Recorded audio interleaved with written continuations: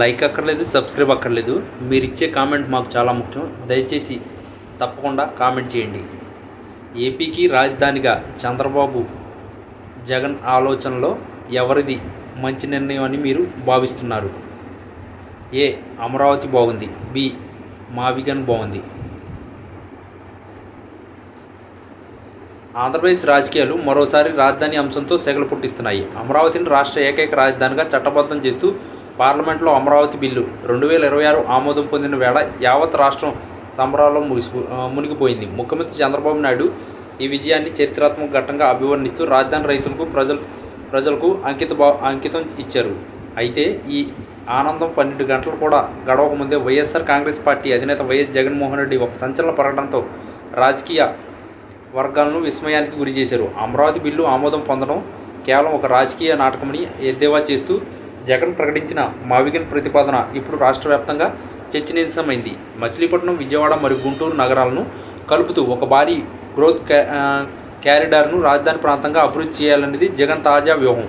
దీన్ని ఆయన మావిగన్ అని నామకరణం చేశారు. అమరావతి లాంటి గ్రామీణ ప్రాంతాల్లో లక్షల కోట్ల రూపాయలు వెచ్చించి మౌలిక సదుపాయాలు కల్పించడం కంటే ఇప్పటికే అభివృద్ధి చెందిన ఈ 3 నగరాల మధ్య ఉన్న జాతీయ రహదారిని వినియోగించుకోవడం వల్ల ప్రజాధనం ఆదా అవుతుందని ఆయన వాదిస్తున్నారు. ఈ ప్రతిపాదన ద్వారా చంద్రబాబు నాయుడు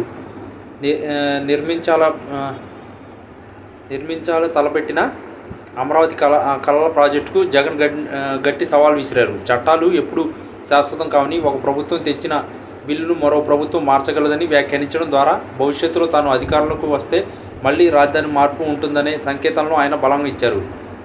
రాజ్యాంగబద్ధంగా రాష్ట్రాలకు రాజధాని ఉండాలని నిబంధన లేదని, కేవలం దేశానికి మాత్రమే రాజధాని అవసరమని జగన్ చేసిన వ్యాఖ్యలు ఇప్పుడు రాజ్యాంగ నిపుణులకు సైతం ఆలోచనలో పడేశాయి. గతంలో 3 రాజధానుల అంశాన్ని తెరపైకి తెచ్చిన జగన్ ఇప్పుడు గ్రోత్ క్యారిడార్ పేరుతో కొత్త పల్లవి అందుకోవడం వెనుక పెద్ద వ్యూహమే ఉందని విశ్లేషకులు భావిస్తున్నారు. సుమారు 190,000 కోట్ల రూపాయల ఖర్చును తగ్గించి ఆ నిధులను సంక్షేమ పథకాలు మళ్లించవచ్చని ఆయన చెప్పడం ద్వారా పేద వర్గాల ఓటర్లను ఆకర్షించే ప్రయత్నం చేస్తున్నారు. చంద్రబాబు నాయుడు అమరావతిని కేవలం రియల్ ఎస్టేట్ ప్రయోజనాల కోసమే నిర్మిస్తున్నారని జగన్ ఆరోపిస్తున్నారు. ఈ పరిణామం చంద్రబాబు నాయుడు మరియు ఎన్డీఏ ప్రభుత్వానికి ఒక బిగ్ షాక్ అనే చెప్పాలి. ఎందుకంటే పార్లమెంట్లో బిల్లు పాస్ అయితే ఇక అమరావతికి తిరుగులేదని భావిస్తున్న తరుణంలో జగన్ దీన్ని చట్టబద్ధతతో సవాల్ చేస్తూ ప్రత్యామ్నాయాన్ని ప్రకటించడం గమనార్హం. దీనివల్ల అమరావతిలో పెట్టుబడులు పెట్టాలనుకునే వారికి మళ్లీ సందిగ్ధం కలిగే అవకాశం ఉందని పరిశ్రమ వర్గాలు ఆందోళన వ్యక్తం చేస్తున్నాయి. జగన్ పంతం చూస్తుంటే రాజధాని అంశం చట్టసభల నుండి మళ్ళీ